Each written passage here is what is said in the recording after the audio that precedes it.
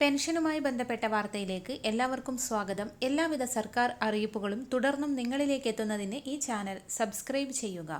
സർക്കാരിന്റെ ഏറ്റവും വലിയ സാമ്പത്തിക സഹായമായ സാമൂഹിക സുരക്ഷാ പെൻഷൻ ഉൾപ്പെടെയുള്ള ആനുകൂല്യങ്ങൾ വിതരണം ചെയ്യുമ്പോൾ വിധവാ പെൻഷനുകൾ, അവിവാഹിത പെൻഷനുകൾ, കർഷക തൊഴിലാളി ക്ഷേമനിധി പെൻഷനുകൾ, വാർദ്ധക്യകാല പെൻഷനുകൾ, ഭിന്നശേഷി പെൻഷനുകൾ എന്നിവ നേരിട്ട് കൈകളിലും ബാങ്ക് അക്കൗണ്ടുകളിലും സ്വീകരിക്കുന്ന ഗുണഭോക്താക്കൾക്കും ഇതോടൊപ്പം തന്നെ 7 ലക്ഷത്തോളം വരുന്ന കേന്ദ്ര വിഹിതം കൂടി ചേർത്തുള്ള സാമൂഹിക സുരക്ഷാ പെൻഷൻ കൈപ്പറ്റുന്ന ഗുണഭോക്താക്കൾക്കുമുള്ള അറിയിപ്പെത്തി.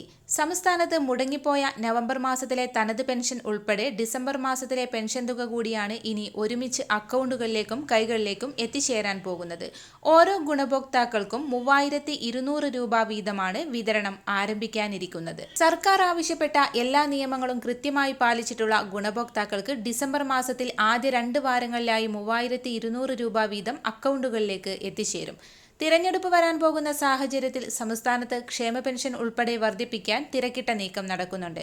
ക്ഷേമ പെൻഷൻ ഗുണഭോക്താക്കൾക്കൊപ്പം സംസ്ഥാനത്തെ 6 ലക്ഷത്തോളം വരുന്ന പെൻഷൻകാർക്കും ജീവനക്കാർക്കും ക്ഷാമബത്തയും ക്ഷാമാശ്വാസ കുടിശ്ശികയും അടക്കം വിതരണം ചെയ്യാൻ സർക്കാർ നടപടി ആരംഭിച്ചു.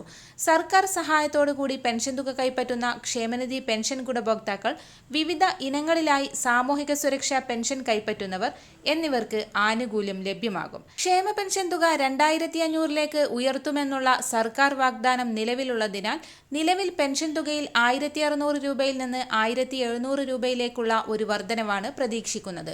100 മുതൽ 200 രൂപ വരെ വർധനവ് ഉണ്ടായേക്കുമെന്നുള്ള ഏറ്റവും പുതിയ അറിയിപ്പാണ് പുറത്തു വന്നിരിക്കുന്നത്.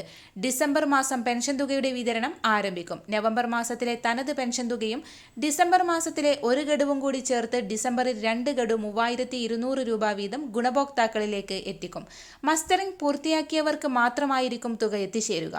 ഇനിയും മസ്റ്ററിംഗ് പൂർത്തിയാക്കാനുള്ളവർക്ക് എല്ലാ മാസവും 1 മുതൽ 20 വരെയുള്ള തീയതികളിൽ അക്ഷയ സെന്ററുകളിലെത്തി ആധാർ കാർഡ് ഉപയോഗിച്ച് മസ്റ്ററിംഗ് പൂർത്തിയാക്കാനുള്ള സൗകര്യമുണ്ട്.